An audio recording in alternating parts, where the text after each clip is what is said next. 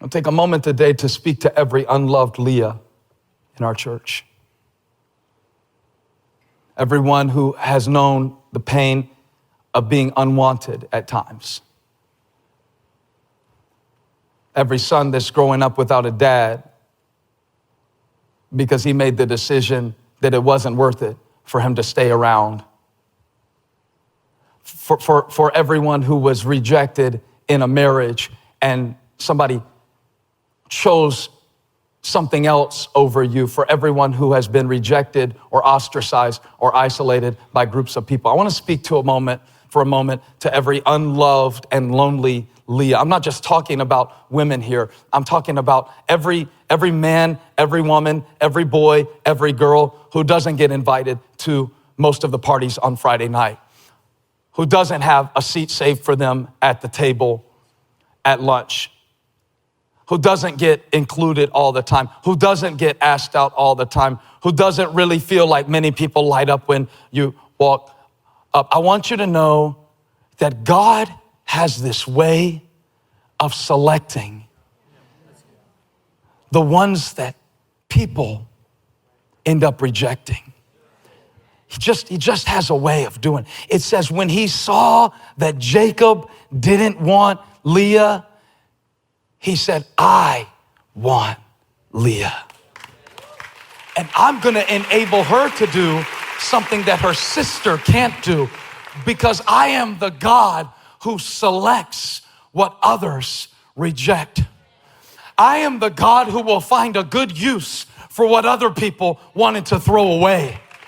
I am the God who will make the most out of a situation that other people have given up hope on. I am the God of the widow and the orphan. I am the God who selects the rejected. I am the God who chooses the unchosen, the last chosen.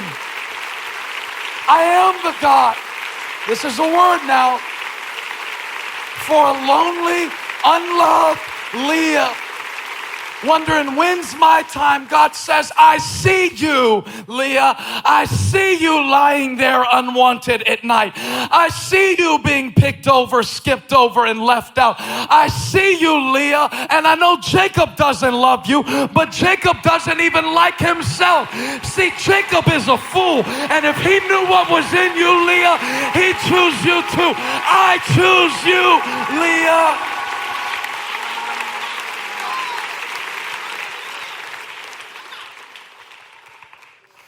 All of us will deal with rejection from time to time. You know what rejection is? It's not a dead end, it's a redirection. When people reject you, it's a sign that they weren't the right one for you anyway. When groups of people reject you, sometimes it's a sign that they're flying too low and you don't have any business in their altitude anyway, and God is taking you higher.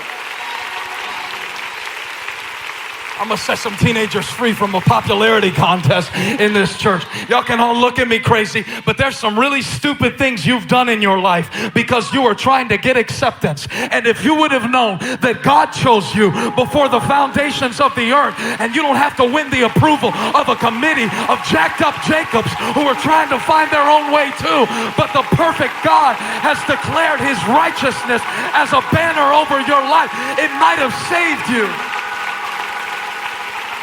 Come on, find 7 people and tell them, I'm chosen. I'm chosen. I'm absolutely chosen. I'm God's first round draft pick, baby. I ain't get cut. I'm chosen. I'm here because I'm chosen.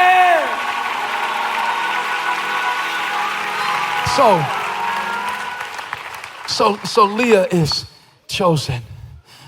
Oh, I feel something happening in somebody today. It's going to be a whole different school year for somebody because you know you're chosen. You're chosen. You're chosen. And yet Leah, even being chosen by God, still has something to prove to others. So she starts having babies. Nothing wrong with having babies. Having babies is a lot of fun in certain ways. Having babies is productive, it's fruitful, it's God's plan to replenish the earth. It's helpful for church growth. It's in so many ways. It's good to have babies, but why are you having babies? Is the question. Like, it's good to achieve and it's good to succeed, but why are you succeeding? Look at verse 32. We have a hint here. It says, Leah became pregnant and gave birth to a son. She named him Reuben, for she said, it is because the Lord has seen my misery. That's true. But look at her conclusion. Surely my husband will love me now. I wonder who you're trying to get to love you today by something that you can produce. Well, apparently it didn't work, because then she conceived again, next verse says, and when she gave birth to a son, she said, because the Lord heard that I'm not loved, he gave me this one too. So she named him Simeon. Simeon means the Lord hears. Well, that didn't work either. So again she conceived, and when she gave birth to a son, she said, now at last my husband will become attached to me, because I born him 3 sons. So he was named Levi. Again she conceived, and then she gave birth to a son and said, this time I will praise the Lord. So she named him Judah, which means praise. And then she stopped having children for a minute. But what we see here in Leah is a picture of so many lives producing things that we hope will win us approval. Can I tell you that until he is enough for you, it will never be enough either?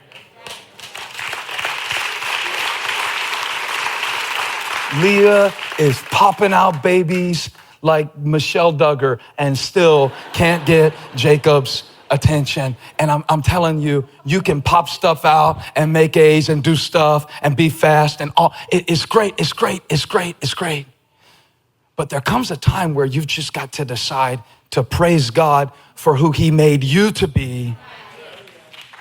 Look, because check out Rachel. She's the pretty one, right? And you would assume that Rachel, who is so beautiful and so loved and so wanted by her man, would be happy. But watch Rachel, it says, verse 1, chapter 30, when Rachel saw that she was not bearing Jacob any children. So Jacob is a picture of the woman who has got it all going on the outside, but is unproductive on the inside.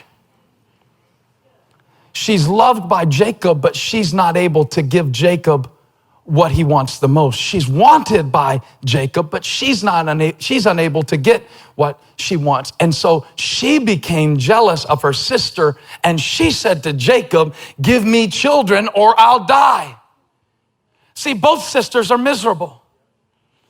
One of them weak eyes, one of them with a hot body, both miserable. And this made Jacob mad. Look at verse 2. Jacob became angry with her and said, am I in the place of God who has kept you from having children? In other words, this is your problem. My stuff is working fine. Just, look at Leah. I wish you could see the uptight people in church. You are hilarious. Those of you, you're uptight people, you're great.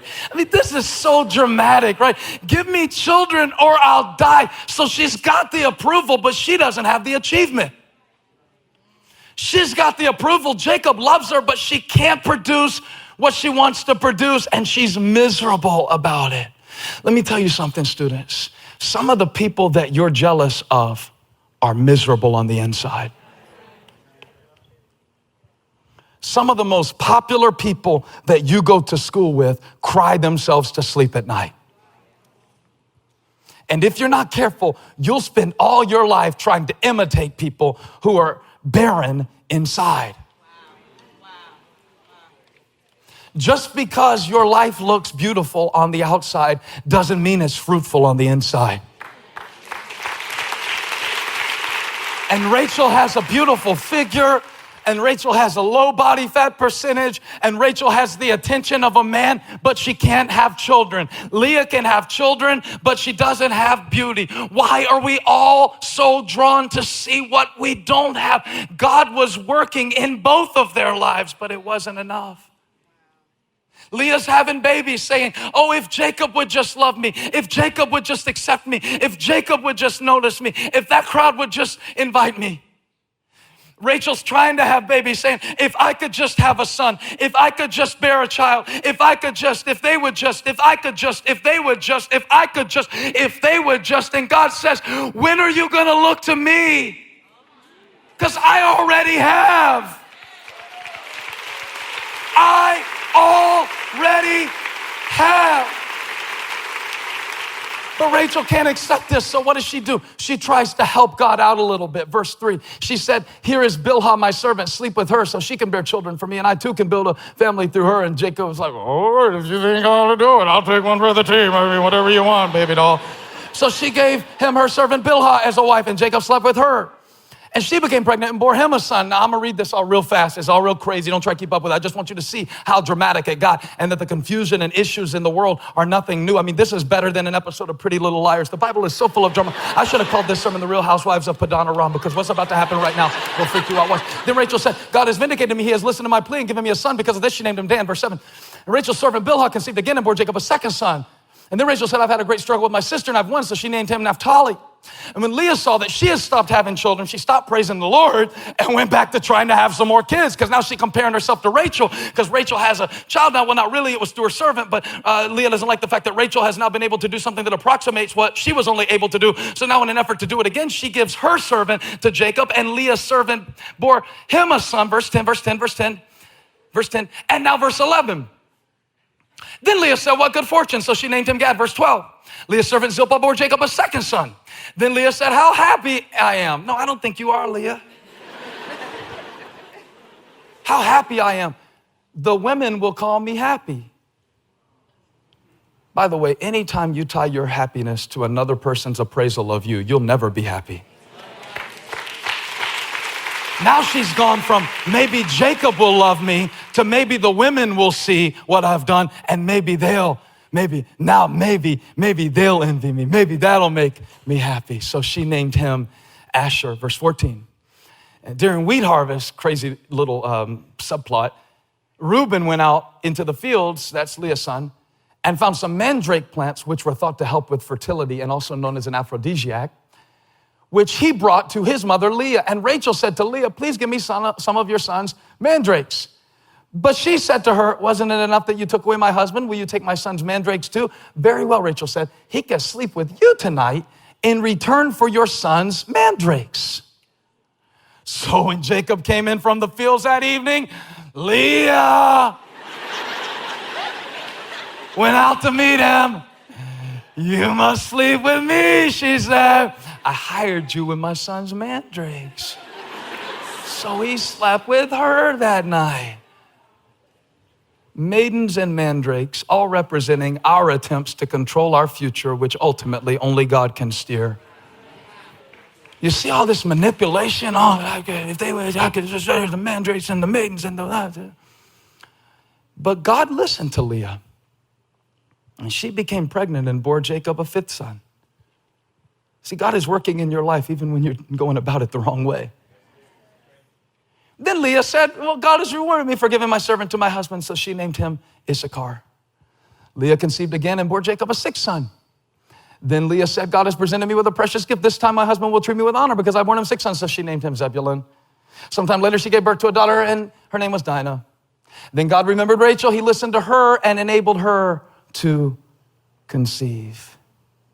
See, all the stuff that Rachel was doing to try to achieve was eclipsed in one moment when God remembered her. Because one moment of receiving from God outweighs a lifetime of what you try to achieve without him.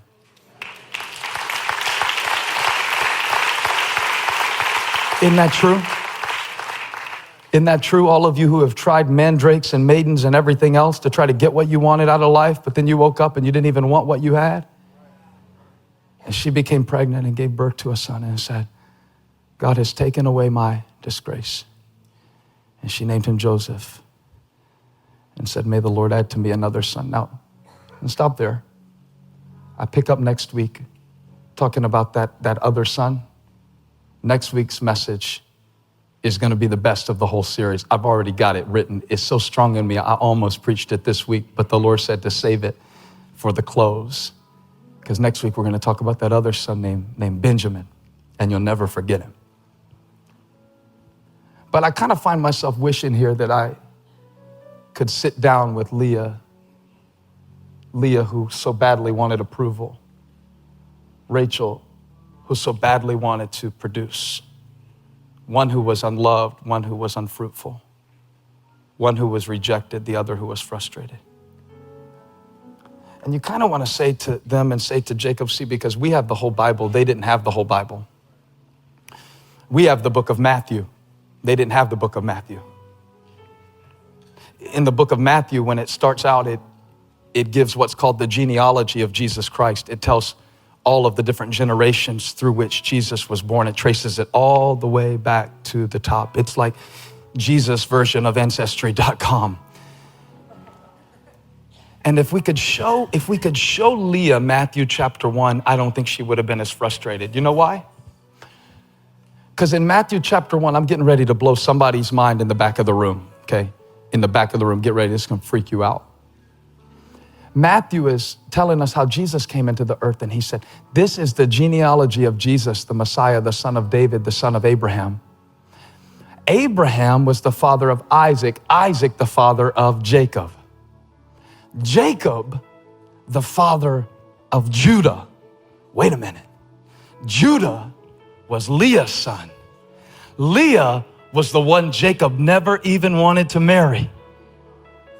And if you keep reading Matthew, I'm not going to do it because it's got a lot of names that I don't know how to pronounce.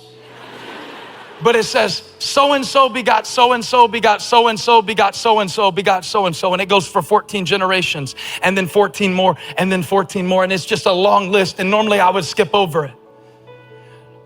But it says, we need to think about this. It says that Abraham begot Isaac. Isaac begot Jacob.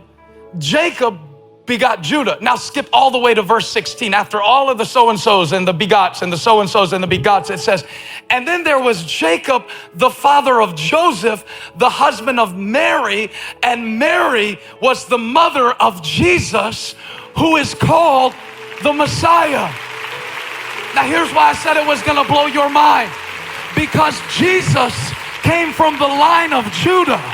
Judah came from Leah, the one that Jacob never even wanted. The Savior of the world was born out of the rejection of a woman who was unloved by Jacob.